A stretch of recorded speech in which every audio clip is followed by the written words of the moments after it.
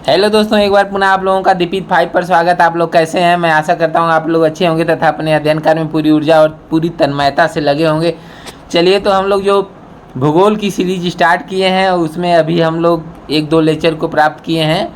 आइए, ये तीसरा लेक्चर होगा। दूसरा लेक्चर अक्षांश रेखा पे आधारित था, ये तीसरा लेक्चर देशांतर रेखाओं पे आधारित है। आइए इन्हें हम देखते हैं।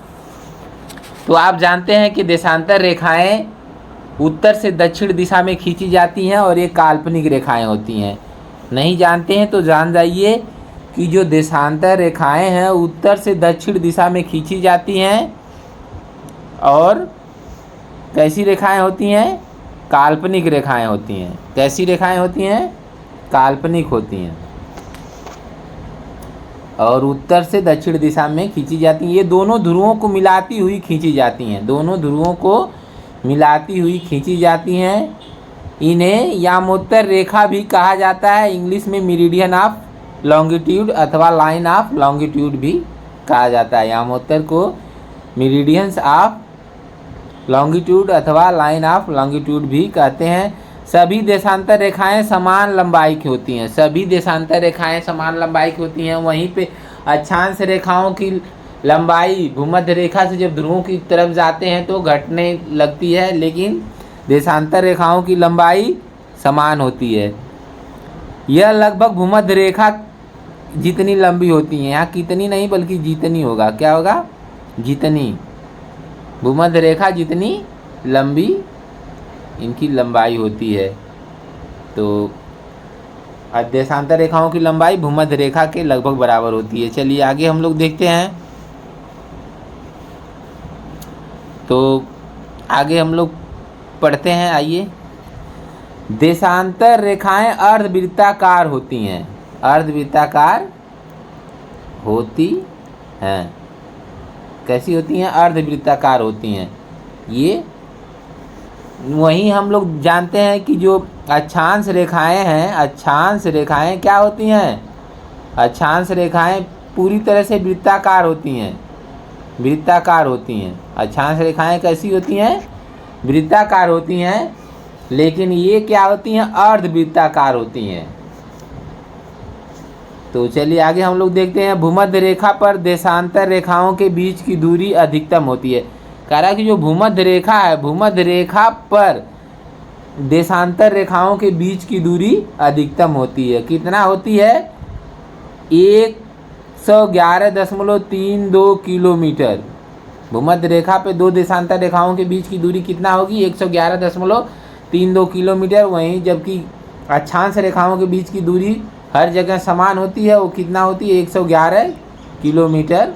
थोड़ा से अंतर है, 0.32 का अंतर है। 0.3 का अंतर है दोनों अक्षांश और देशांतर रेखाओं की दूरियों में। दो देशांतर रेखाओं के बीच की दूरी 111.32 होती है। वहीं दो अक्षांश रेखाओं के बीच की दूरी 111 किलोमीटर होती है।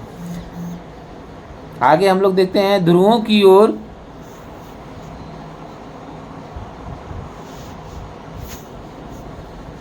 की ओर जाने पर क्या होता है? इनकी जो बीच की दूरी है वो घटने लगती है। हम जानते हैं कि अक्षांश रेखाओं की ध्रुवों की तरफ जाने पर लंबाई घटने लगती है और देशांतर रेखाओं में क्या होता है? ध्रुवों की ओर जाने पर इनके बीच की दूरी घटने लगती है और ध्रुवों पर शून्य हो जाती है। ध्रुवों पे क्या हो जाती है? घटते घटते शून्य हो जाती है। अर्थात ध्रुवों पे क्या देशांतर रेखाएं आपस में मिल जाती हैं। सभी देशांतर रेखाएं आपस में मिल जाती हैं। ऐसा लगता है कि एक ही जगह से सभी देशांतर रेखाएं निकली हुई हैं। उत्तरी ध्रुव से निकली हुई हैं और जाके दक्षिणी ध्रुव पे मिल जाती हैं।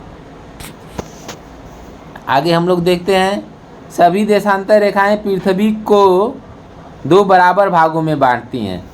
सभी जो देशांतर रेखाएं हैं वो पृथ्वी को 2 बराबर भागों में बांटती है। इसके विपरीत हम लोग अक्षांश रेखा में पढ़े थे कि केवल भूमध्य रेखा पृथ्वी को 2 बराबर भागों में बांटती है, लेकिन देशांतर रेखाओं में ऐसा नहीं है। प्रत्येक देशांतर रेखा पृथ्वी को दो बराबर भागों में बांटता है, पृथ्वी को दो बराबर भागों में प्रत्येक देशांतर रेखा बांटता है। इसीलिए ऐसा करता है, इसीलिए इन्हें देशांतर रेखाओं को, ये पॉइंट मैंने नोट डाउन नहीं किया है, तो इसे आप नोट डाउन कर लीजिएगा। जब प्रत्येक देशांतर रेखाएं पृथ्वी को दो बराबर भागों में बांटती हैं, इसीलिए इन्हें बृहद यहाँ लिख लेते हैं दूसरी तरफ, बृहद देशांतर रेखा कहते हैं। बृहद सर्किल या बृहद वृत्त कहा जाता है। देशांतर रेखाओं को क्या कहा जाता है? बृहद वृत्त कहा जाता है। देशांतर रेखाओं को क्या कहा जाता है? बृहद वृत्त कहा जाता है, या इंग्लिश में कहेंगे ग्रेट सर्किल कहा जाता है। तो ध्यान दीजिएगा, प्रत्येक देशांतर रेखा को बृहद वृत्त या ग्रेट सर्किल के नाम से जाना जाता है। क्यों? क्योंकि ये पृथ्वी को, प्रत्येक देशांतर रेखा पृथ्वी को दो बराबर भागों में बांटती है, इसीलिए ऐसा कहा जाता है। चलिए आगे हम लोग देखते हैं, आगे पढ़ते हैं।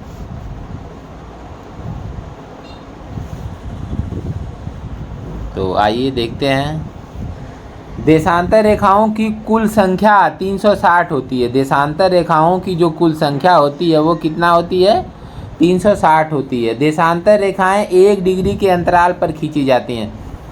देशांतर रेखाएं भी, जैसे अक्षांश रेखाएं 1 डिग्री के अंतराल पर खींची जाती हैं, उसी तरह से देशांतर रेखाएं भी 1 डिग्री के अंतराल पर खींची जाती हैं। 1 डिग्री के अंतराल पर खींची जाती हैं। आइए आगे देखते हैं। 0 डिग्री देशांतर रेखा इंग्लैंड में लंदन के पूर्व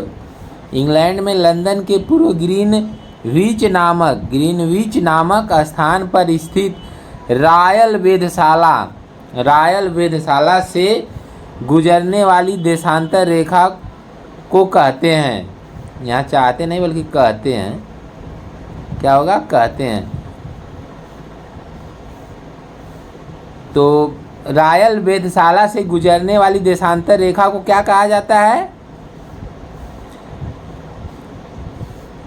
इसे 0 डिग्री देशांतर रेखा कहा जाता है। क्या कहा जाता है? 0 डिग्री देशांतर रेखा, या इसे प्रधान मध्यायन, यहाँ मध्यायन भी गलत लिखा है, मध्यायन में ऐसे लिखते हैं मध्याहन, आधा ह होता है, मध्याहन, यहाँ बीच में ह रहेगा आधा, मध्याहन रेखा या ग्रीनविच मध्याहन रेखा कहते हैं।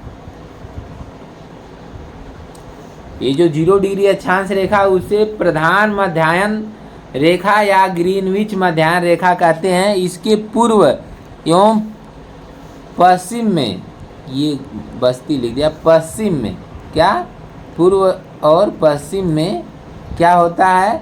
180 और 180 देशांतर रेखाएं खींची गई हैं।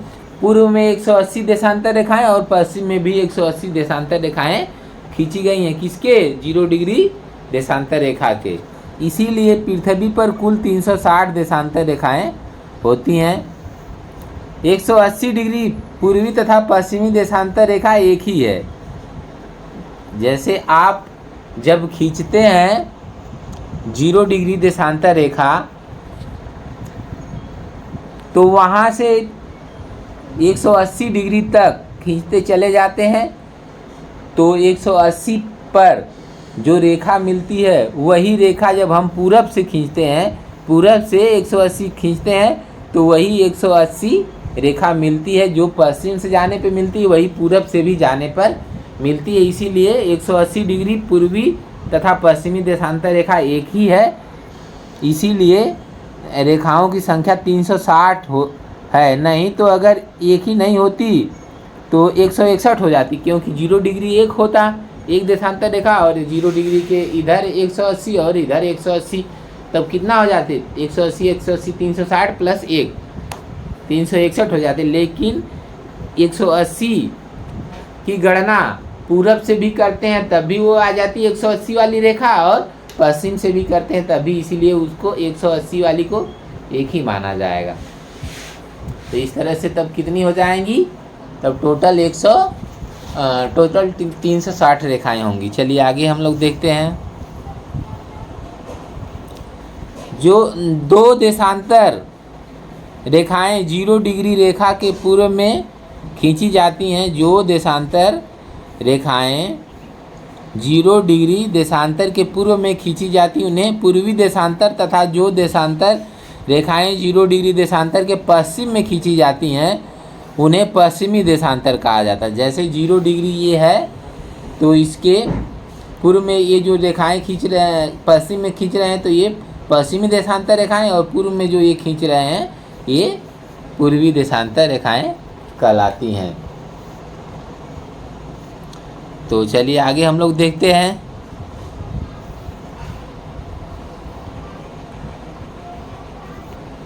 आगे हम लोग पढ़ते हैं, देशांतर तथा समय का संबंध पृथ्वी के अक्ष पर घूर्णन के कारण है। देशांतर और समय, देशांतर और समय का संबंध होता है, और वह संबंध पृथ्वी के अपने अक्ष पर घूमने के कारण होता है। जैसे दो देशांतर रेखाओं के बीच 4 डिग्री का जो अंतर होता है, या अर्थात एक व्यक्ति अगर इस देशांतर पे खड़ा है, मान लेते हैं 80 वाली देशांतर पे कोई व्यक्ति खड़ा है 80 डिग्री देशांतर पर, और एक दूसरा व्यक्ति 81 डिग्री देशांतर पे खड़ा है, तो दोनों के घड़ियों में अंतर पाया जाएगा 4 डिग्री का, 4 डिग्री का अंतर पाया जाएगा। यहाँ 8 अगर बज रहा है तो यहाँ 8:04 हो रहा होगा, ठीक है। तो अंतर पाया जाता है 4 डिग्री का, दोनों रेखाओं, दो देशांतर रेखाओं के बीच 4 डिग्री का अंतर पाया जाता है। चलिए आगे हम लोग देखते हैं। पृथ्वी अपने अक्ष पर 24 घंटे में एक चक्कर लगाती है। पृथ्वी अपने अक्ष पर क्या करती है, 24 घंटे में एक चक्कर लगाती है, और इस प्रक्रिया में उसे 360 डिग्री का कोण घूमना पड़ता है। इस प्रक्रिया में उसे कितने डिग्री का कोण घूमना पड़ता है, 360 डिग्री का कोण घूमना पड़ता है। इसका अर्थ ये हुआ कि पृथ्वी 1 घंटे में 360/24, एक दिन में 24 घंटे होते हैं, 360/24 बराबर 15 डिग्री घूम जाती है। 1 घंटे में 15 डिग्री घूमती है कौन, पृथ्वी। अतः यदि दो स्थान एक दूसरे के 15 डिग्री पूर्व अथवा पश्चिम में हैं तो उनके बीच 1 घंटे का अंतर होगा। उनके बीच समय में कितने का अंतर होगा, 1 घंटे का अंतर होगा। तो समझ में आ गया। अगर दो स्थान एक दूसरे से 15 डिग्री चाहे पूर्व में हो चाहे पश्चिम में हो, कहीं हो, तो उनके बीच कितने का अंतर होगा, 1 घंटे का अंतर होगा। चलिए आगे हम लोग देखते हैं।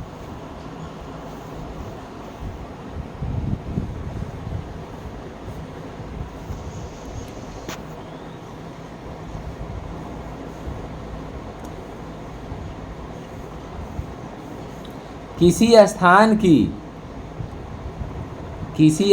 की 0 डिग्री, ये इसमें टाइप थोड़ा सा गलत हुआ है। किसी स्थान की 0 डिग्री जो देशांतर रेखा है, वहाँ से जो कोणात्मक दूरी होती है, कोणात्मक दूरी होती है, उसे ही क्या कहा जाता है, उस स्थान का देशांतर कहा जाता है। देशांतर से किसी स्थान के समय का निर्धारण होता है। किसी 0 डिग्री देशांतर रेखा से किसी स्थान की जो कोणात्मक दूरी होती है, उस कोणात्मक दूरी को क्या कहा जाता है, उस स्थान का देशांतर कहा जाता है। उस स्थान का देशांतर कहा जाता है। आगे हम लोग देखते हैं कि देशांतर से किसी स्थान के समय का निर्धारण होता है, जो पृथ्वी अपने अक्ष के प्रति घूमने के कारण संभव है। जो पृथ्वी के जो समय का निर्धारण है, जो पृथ्वी के अपने अक्ष के परितः या हाँ परितः यहाँ रहेगा, घूमने के कारण संभव है। ये परितः है, परितः घूमने के कारण संभव है। पृथ्वी अपने अक्ष पर एक दिन में 360 डिग्री घूमती है, अर्थात 1 घंटे में 360/24 बराबर 15 डिग्री घूमती है। इसीलिए यदि दो, यहाँ पे हिंदी में लिखना है, 2 अंक में लिख गया है, 2 स्थान एक दूसरे से 15 डिग्री पूर्व या पश्चिम में है तो उनके समय में 1 डिग्री का अंतर होता है। उनके समय में कितने डिग्री का अंतर होता है? 1 डिग्री का अंतर होता है। जिन स्थानों के देशांतरों में 1 डिग्री का अंतर होता है, यही चीज़ दोबारा हो गया, चलिए, अंतर होता है, उनके समय में 4 मिनट का अंतर होता है। उनके समय में कितने मिनट का अंतर होता है? 4 मिनट का। करा जिन स्थानों पे के देशांतर में 1 डिग्री का अंतर होता है, अर्थात 2 देशांतर के बीच 1 डिग्री का अंतर होता है, क्योंकि 2 देशांतर रेखाओं, प्रत्येक देशांतर रेखा 1 डिग्री के अंतराल पे खींची जाती है। इसीलिए जब जहाँ पे 1 डिग्री का अंतर होता है वहाँ समय में 4 मिनट का अंतर होता है, वहाँ समय में 4 मिनट का अंतर होता है। क्यों? क्योंकि हम जानते हैं कि जो पृथ्वी है वह 60 मिनट में क्या 15 डिग्री घूमती है, तो 1 डिग्री कितने समय में घूमेगी? यानी कह देंगे 15 डिग्री घूमती है 60 मिनट में, तो 1 डिग्री घूमेगी 60/15 बराबर 4 मिनट में। इसीलिए क्या होता है, 1 डिग्री का जो अंतराल होता है वह 4 मिनट के बराबर होता है। चलिए आगे हम लोग देखते हैं।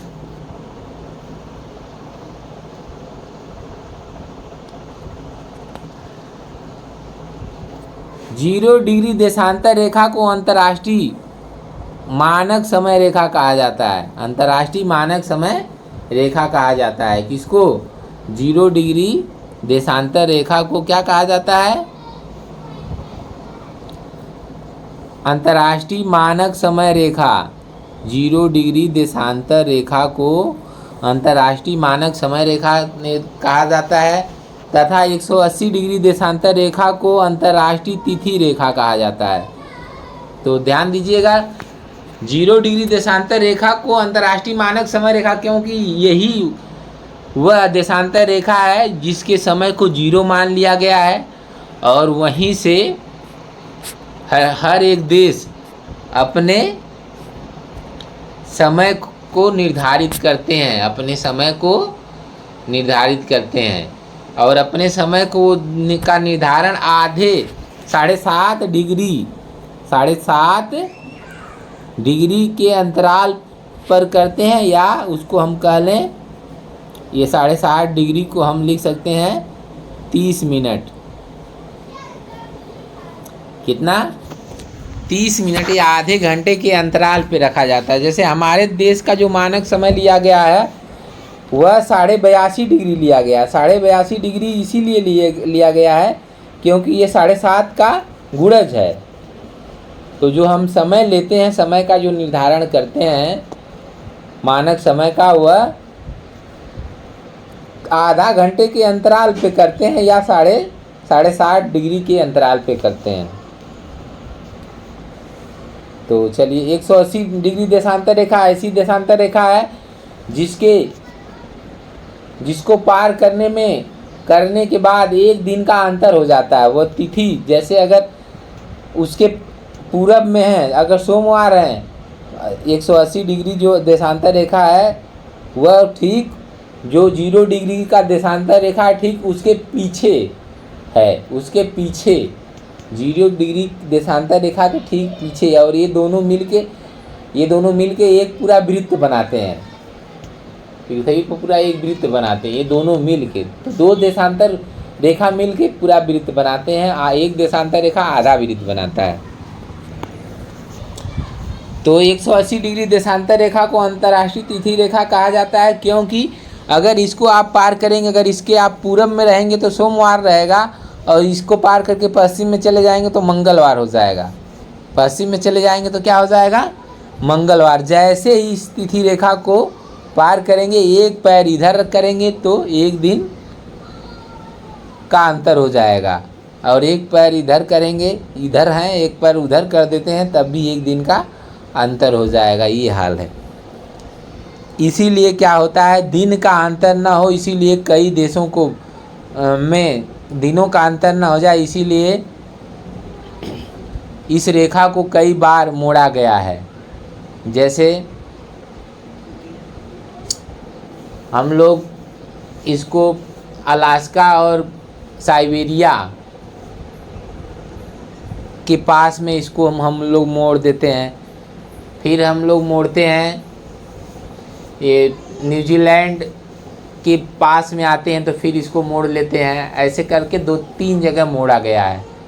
चलिए ठीक है, आगे हम लोग इसके बारे में विस्तृत अध्ययन करेंगे। अंतर्राष्ट्रीय मानक समय रेखा और अंतर्राष्ट्रीय तिथि रेखा के बारे में स्पेशली वीडियोज आएंगे, इन्हें हम लोग देखेंगे। तो चलिए, इस तरह से आज का ये वीडियो देशांतर रेखा वाली समाप्त होती है। आइए अब हम लोग अगले लेक्चर में मिलेंगे एक दूसरे से।